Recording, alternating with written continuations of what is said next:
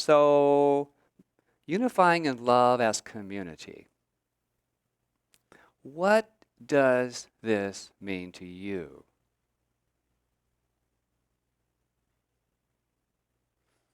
Let me prime the pump.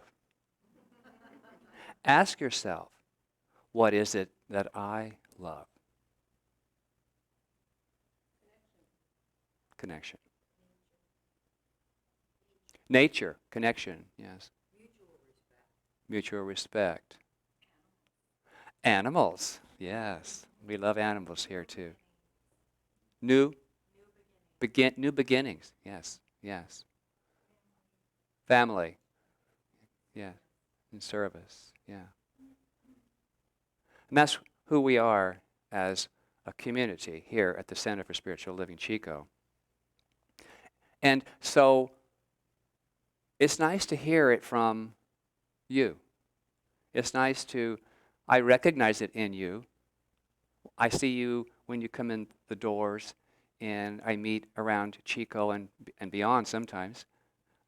Just how much we are connected. And it's all those ways. It's all those honest, heart deep ways that I know you.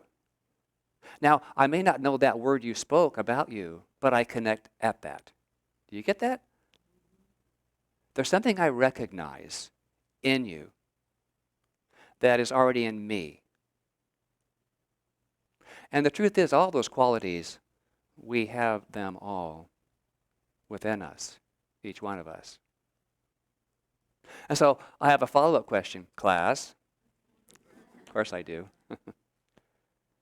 How might I express this love in myself? And how might I express it in my surroundings? And how might I express this in my life in greater ways? So how do you take that thought that you had and express that in more ways? Kindness. Yes. Yes. You are, Patricia. You are kind. To everybody. That smile is perfect. Always kind. Always kind. Being available to help each other and accept that help. There's a big part of it, the acceptance. You know, we can offer to give, say, to the center somehow, and we might think that, oh, they wouldn't like that, or I'm not sure if I'm good enough to do that, or whatever the excuse may be, but I say work through that and let that excuse go. Because if there's an urge in you to do out of your giving nature and spirit into the community, then that's what you're called to do. That's your fulfillment as being part of a community that thrives, that's alive, that's loving. Not because you should do it, but you want to do it. There's a big difference in the woulda, coulda, shouldas, and oh, I'd love to do that. I would love to show up there. One thing I do remember that was so fulfilling, BC, before COVID, was our choir group, our singing group. And yet, we have opportunities to have new voices. And we have opportunities like Sharon to step out of that group and show up in her gift. Thank you, Sharon.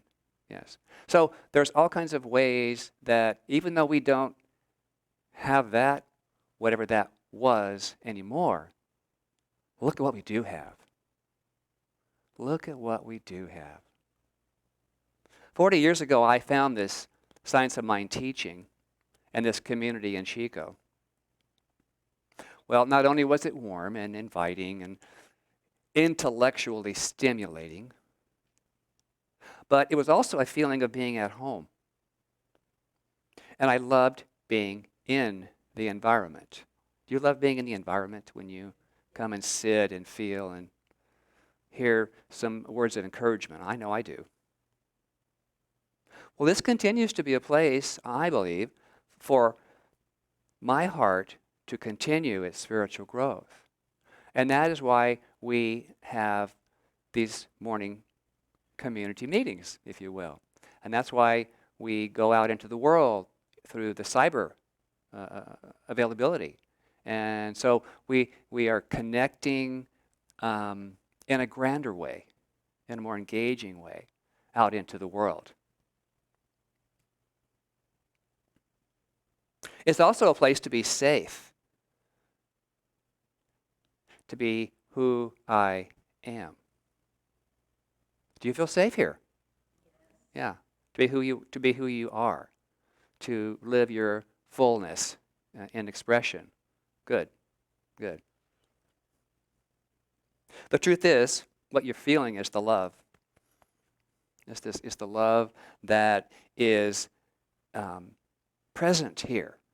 Because each of us in leadership, no matter what, because we're all in leadership somewhere, of our groups or in life, we do it out of love. And this love has been the evolutionary aspect in my spiritual journey, and I trust in yours. So I want to welcome you, beloveds, to your spiritual evolution this morning. I'm trusting today's lesson inspires your mind and your heart and does so in a greater awareness of good. And also the richness of that spirit that is within you. So I was trained by teacher Dr. Carolyn McEwen Fish with looking up words. In other words, the dictionary. Because I think I know, you think you know because you're a smarty pants. You think you know what words mean. But many times through the dictionary, through synonyms, oh my goodness, my knowledge expands. And I always want to be a student. So here goes. So my title, one of the words is unifying. Unifying. Now, to unify means a coherent whole. But unifying as a verb, what is that? That denotes to me some action or some ongoingness, an evolving action here. So we're not unified. We're not unified. We're unifying. Can you see the difference? We come together in a unified manner, but in the process we're unifying. I love words. Bear with me. Community. Community is a group of people with common interests. Duh, here we are. Here we are. And I love the two-letter words in and as. The in, community. The in, love. The as, community, or in community. They're interchangeable. So can you see how we're all mixed up in this together in a delicious way? So you and I, we as a coherent whole, W-H-O-L-E, are here today with a common interest as spiritual beings. As spiritual beings. And love, as defined in the Science of Mind textbook, is the self-givingness of the Spirit through the desire to express itself in terms of, students, creation. There's the unifying, ongoingness.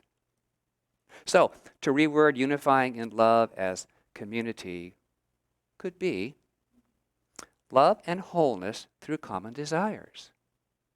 How about that one? Love and wholeness through common desires.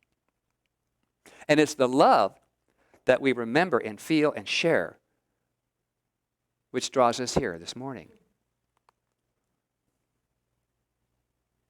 Our book this at this moment is on The God Solution by Neil Donald Walsh. The Power of Pure Love. Who has that book? 1, 2, 3. Great book. I don't know if we have any more copies in our bookstore today, but I think they're maybe sold out. I loan my books out, so if you would like to, you're welcome to it. Come see me. So he says, and I quote, "If we were to invite ourselves to experience the emotion that reflects what God feels as every event in life arises, we would seldom have to sit down and negotiate with each other to reach a collective agreement, or when and how to react and proceed. We would share a collectively held understanding, which would guide our choices and decisions. This new approach to life, when jointly embraced, would cause a demonstration of pure love to occur automatically, in exactly the perfect way, at exactly the perfect time. This is the power of an entire society holding an overarching idea collectively." So, can you sense the power in community when it's done on the basis of love? And I love when it said, we can't force it. We can't push it. We just allow it to unfold in its perfect time and its perfect place. This is the perfect place for our center right now. If you don't believe it, look for it. Search it out. Ask somebody, what do you love about this place? There's a lot. We have a rich history.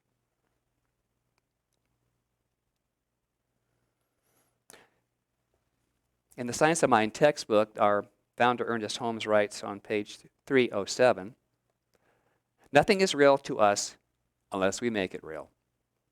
Nothing can touch us unless we let it touch us. Refuse to have the feelings hurt. Refuse to receive anyone's condemnation." Ooh, ouch.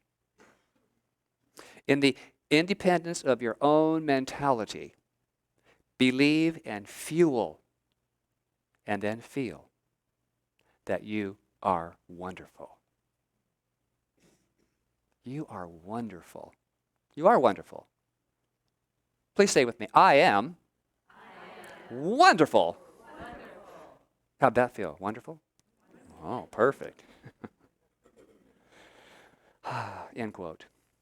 So awareness of unity through all experience is a tough assignment for us. And it is for me. I mean, I fall off that pony, cowgirl. I do. But you have to get back on, as the old saying goes. And it can be a challenge to our conditioned minds and responses to stay in unity, to stay in this sense of bliss, if you will. Well, the call is to begin to accept the truth of who we are, of our spiritual self. And that the truth is we are always in and as the oneness of love. Who's in love? I'm in love. You can be in love with lots of things. lots of stuff. Oh, I found a new this season. No. Something new for my lesson. I just had a news flash. I went to my first Quincy Fair and Parade a couple weekends ago. Had the best corn dog in the world. Oh my God. Not since Texas. It was the real deal. Anyway, side note. I loved it. I loved it. There's always something to love. All right? We get caught up with this, I love you. Oh, spend the rest of my life with you, corn dog. No. You taste it, you enjoy it, and next. But love has a lot of different particles.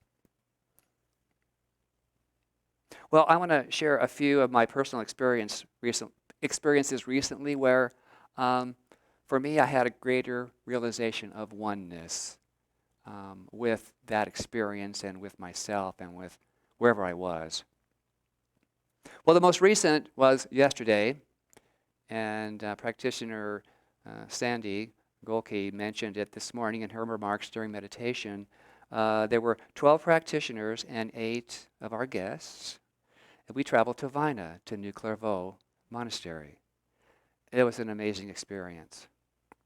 It was an amazing experience. We started in the who has been there before? Yeah, it's a delightful place, and I'm considering a retreat for my personal retreat there at some point. It's quiet. There's no, and I like stuff, but there's no stuff. It's just simple. T-shirt, jeans, and flip-flops, and whatever. It's just simple, and you get away from all the trappings of the world. So that's what I got. That it's such a place to connect with a deeper truth. The nature is gorgeous around. The chapels, the monks. We wine tasted. It was very spiritual. And so went through all the laughter. There was shopping opportunities. They produced jams and jellies and all kinds of wonderful accessories to our humanness. But at the very conclusion of that monastery experience, we were invited to sit and be in the presence of the monks in Vespers. That's beautiful. It's beautiful. And we're all invited to do that. 5:45 in the evening, every evening. You just show up and sit and listen. Beautiful big organ, pipe organ. It's just that the presence and the sense is magnificent. But it's more than the space, it's how you feel in that space. And so our practitioners did this collectively. We went from drive, get there, organize, laugh, shop. Walk, look.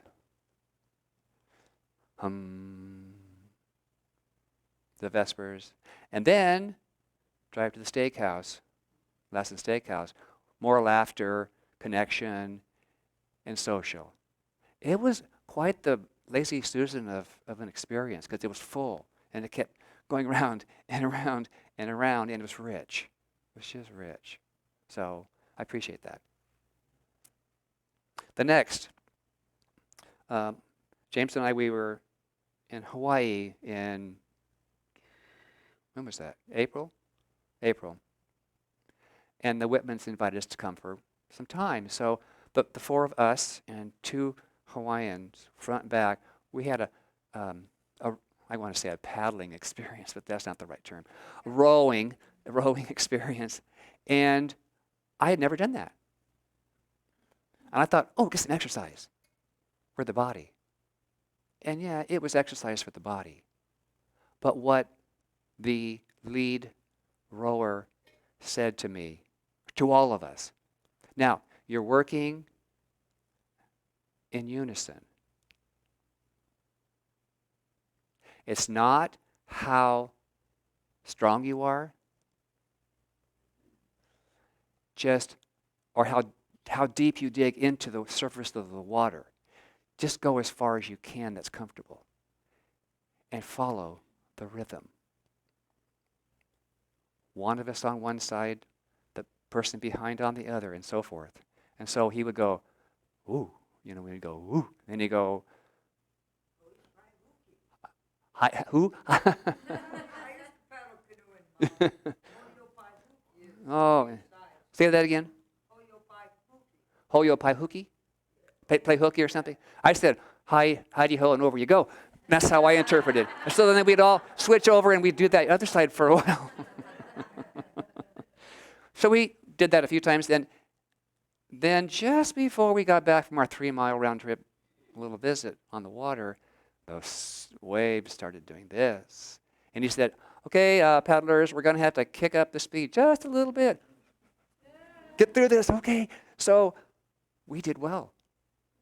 An example of being in a different kind of community with an agreement to all contribute. And we could. The third is a couple of weekends ago. We've been busy. Camping in the dirt at Butte Meadows with Reverend Eileen, who has a trailer, of course. She's wonderful to travel with. She's so caring. She's like a mother. She really is. We had never been there. How close is it? 35, 40 minutes from Chico. I always someday, someday, whoop, someday. That was the day. The moment we started looking around at different places, I began to run into people I knew. There was a woman who was in charge of the Jonesville Hotel, Barbara Mann. I had heard of her for 50 years. My first partner, Louie, and her husband were across the street neighbors as children. Never met them. Never met her, never met him. Who do I see but her? She kind of operates and runs this Jonesville Hotel Museum. And it was like, she says, I know you. And she listed all the ways she knew me. And I went, oh my goodness, connection, love. That recognition at some level that we all have with another. But it took me 50 years to actually hook up and see that connection. So you can't rush it. You can't push it. It comes in its perfect time. It comes in its perfect time. It's amazing stuff.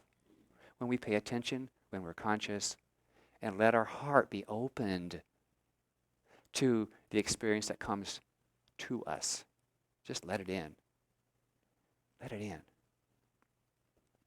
So I have 6 aspects which I believe contribute to a community. Number 1.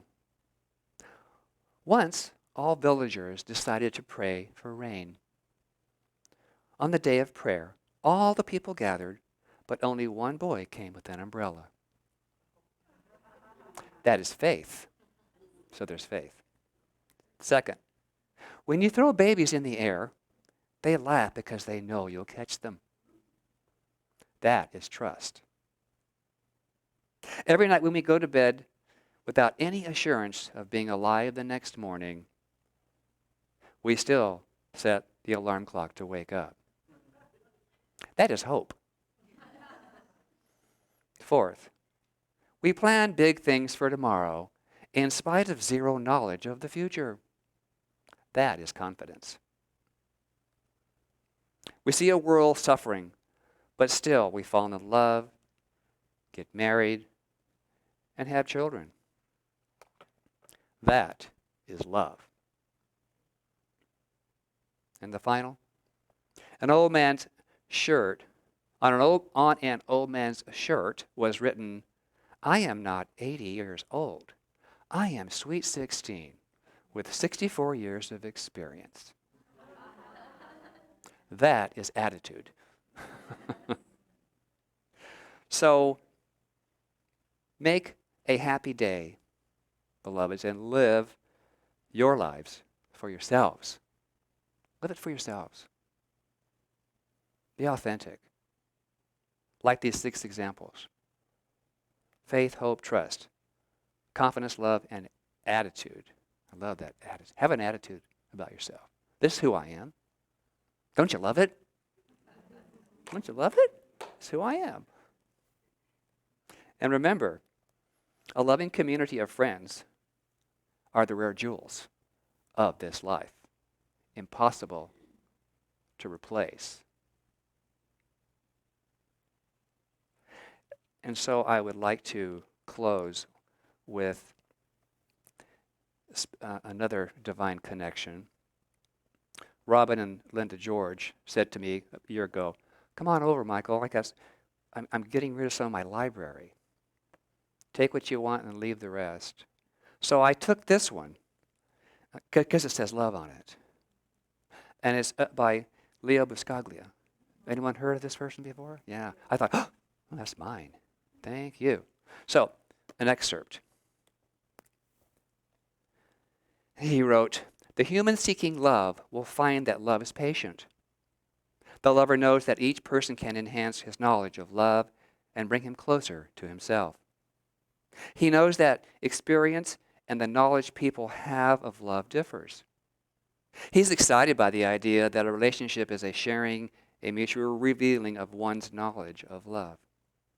He knows that each man has an endless capacity to love, but that capacity will be realized differently in each man. Each person will grow at his own rate, in his own manner, in his own time, by way of his unique self. Therefore, it's helpless to berate, judge, predict, demand, or assume. Love waits. Love is active. It opens new doors of knowledge and provides ways to share with others. Love sets an appetizing, attractive gourmet table, but it cannot force anyone to eat.